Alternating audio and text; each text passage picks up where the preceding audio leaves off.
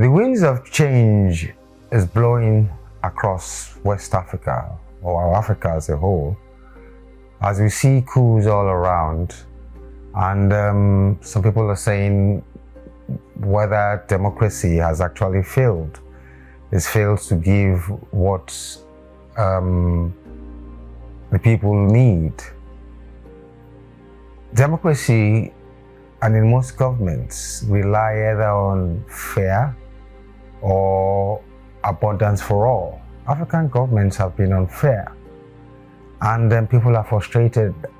The income is going down drastically with their neoliberal economic programs with IMF and the West. So we have a very restive population, and what we're seeing from the last 2-3 years, or actually going to 5 years, is that many of the successful revolutions have been backed by Russia, which is not surprising because our African liberation, our independence, was backed by Russia from the West at that time. Or maybe we didn't get all the ideological foundation. But there is a problem, because as it is, you realize that the whole, including Nigeria, we saw what happened with Nigeria and recently with Benin Republic. Some coups failed.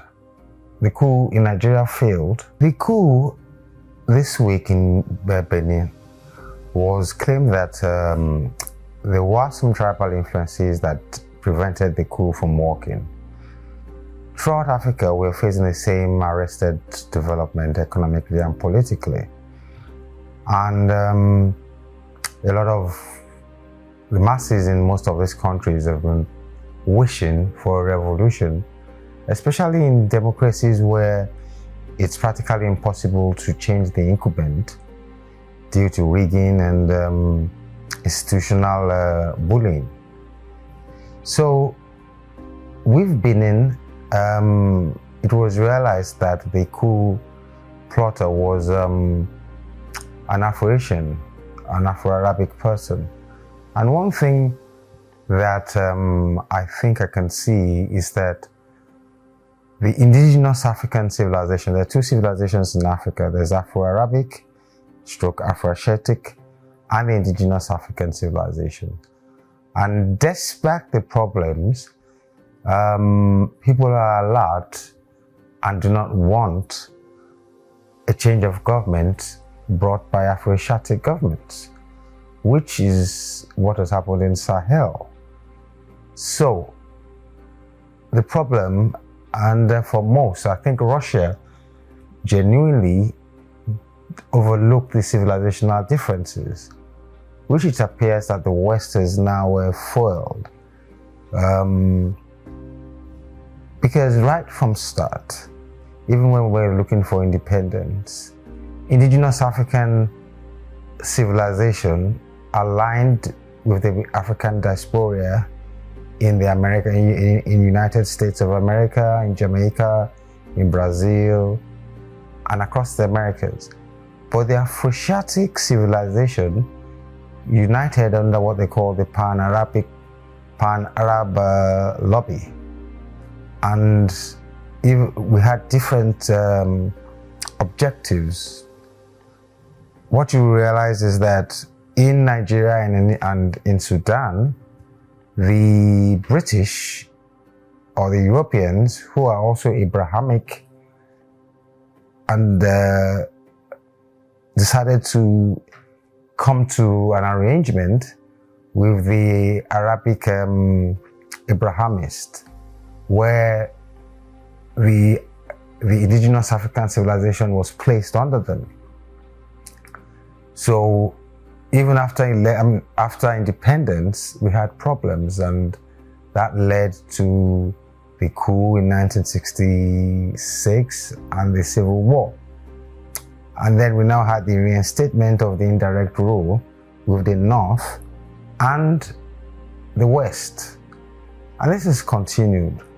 So it's going to be very difficult if Africans Africans cannot unite across civilizations against the colonial powers. And that is a big problem.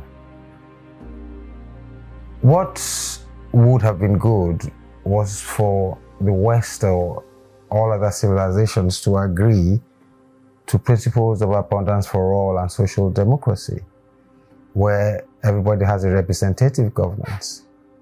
But the way things are going, they will provoke especially the West, versus Russia will provoke a religious war, a civilizational war, especially in Nigeria, where you have the South and Middle Belt on one side, and the core North, the Sokoto Caliphate, and the Bonu Emirates on one side.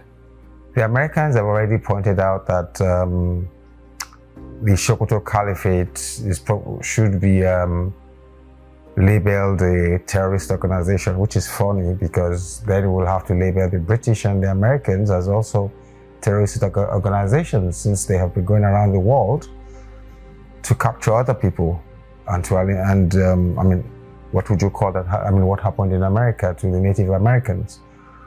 Well, the issue is, as things are going, if you're not very careful, we're going to have a very bloody war between Abrahamists, the Christians in the South and the Muslims in the North. And some people say maybe it's necessary for the indigenous African civilization to be able to unite. What will now happen was that you have the core North join the Sahel, and you have an indigenous African civilizational state from Zaria, from South Kaduna to the sea. If that happens, maybe each civilization, the Afro-Arabic civilization, will be one civilizational state, an indigenous African civilization which extends from Ife, its source, all the way down to Mombasa, down to Durban, where we could unite and push for abundance for all. We need to move away from the neo-colonial economy, which was set up for the colonial production centers. We need to provide for the huge masses, build massive housing, massive railways, free education, free health, to uplift us.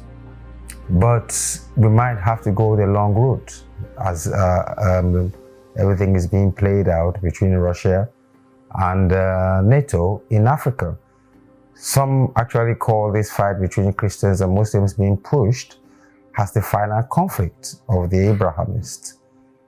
When I say Abrahamists, you know that involves Christians, Muslims, and Judaism, who are imperialistic.